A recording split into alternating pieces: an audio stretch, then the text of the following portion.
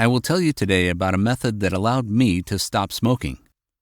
This way is simple and easy. You don't have to experience any agony. I invented this method on my own after smoking for 25 years. I had 2 or 3 unsuccessful attempts to stop smoking, and before I finally did it, I figured out why people smoke and what they experience. If we understand a process, we can find the key points to influence.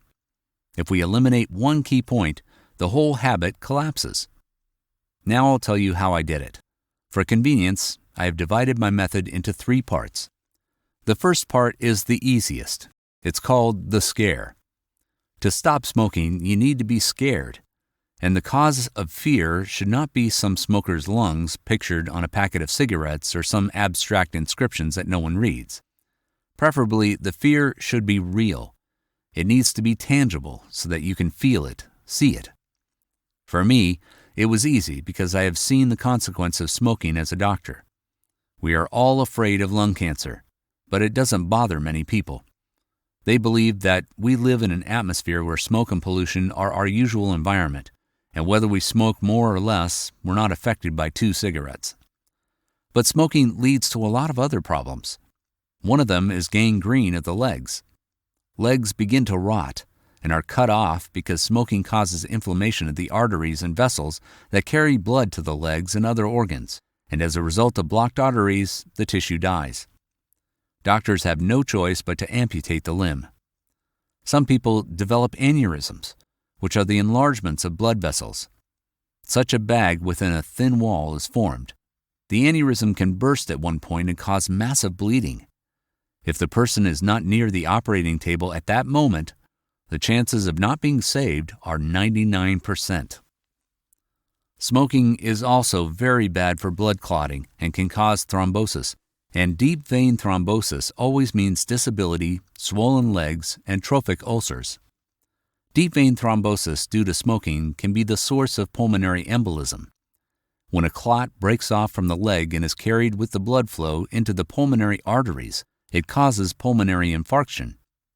The lethality rate is relatively high, 20 to 30%. Another sad fact about smoking is that there is no safe smoking dose.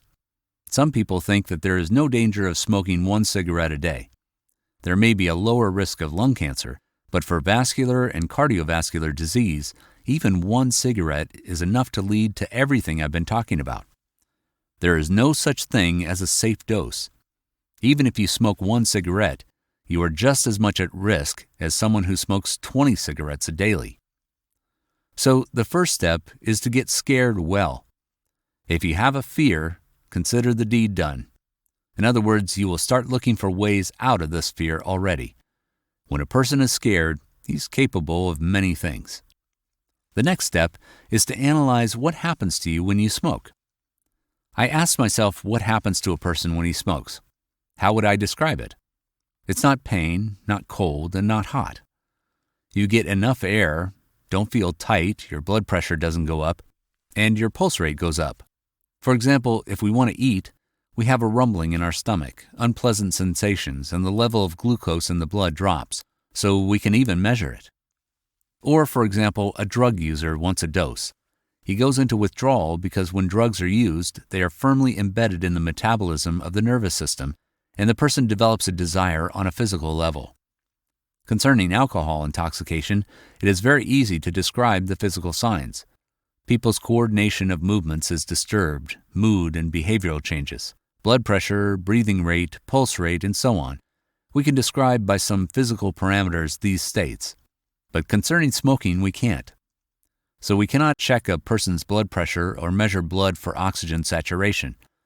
The absence of physical sensation suggests that all our wishes to smoke are far-fetched, psychological.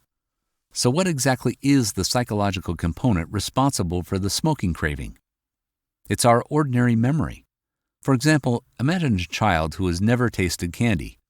He will not ask for them even if he has a mountain of candy in front of him. As soon as the child was given candy, he realized it was tasty, and the next time he will demand candy. The same is true with cigarettes. So long as a person does not know what a cigarette is, he has no need to smoke. After he's tried it, He has the experience that while smoking, he experiences certain feelings that are pleasant to him. It causes a desire to repeat this experience many times. In other words, the person remembers that he is a smoker. It makes him look for a cigarette next time. When the time comes, he remembers that he is a smoker. We would be successful if we could selectively remove that piece of memory that is responsible for the undesirable behavior. In other words, if you remove the smoking experience from a smoker's memory, he will not want to smoke. We've realized that to be successful in the fight against smoking, we must work with our memory and make our brains forget that we're smokers. You will say that this is impossible, but our brain is not only good at remembering, it is also good at forgetting. Everyone has had to lose their keys somewhere, and we can't remember where to find them. For example, we put some important documents somewhere and can't remember where we put them. It gets to the point that some people hide jewelry in their houses and don't know where to find it. Our memory is very good at handling forgetting.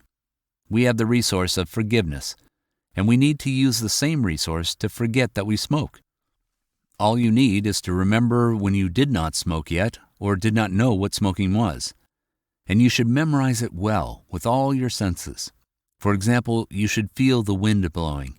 Remember what you were wearing, what you were eating at that moment, who you were talking to, and the surrounding environment.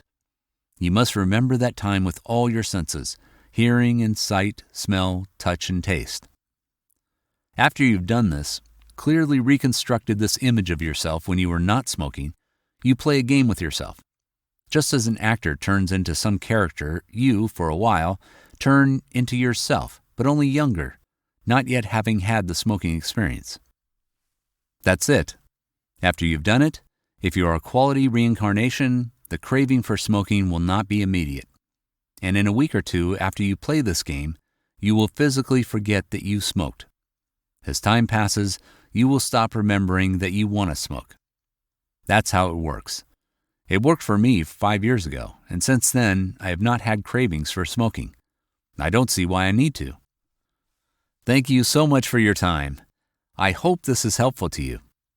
Always for you, Dr. PopMed.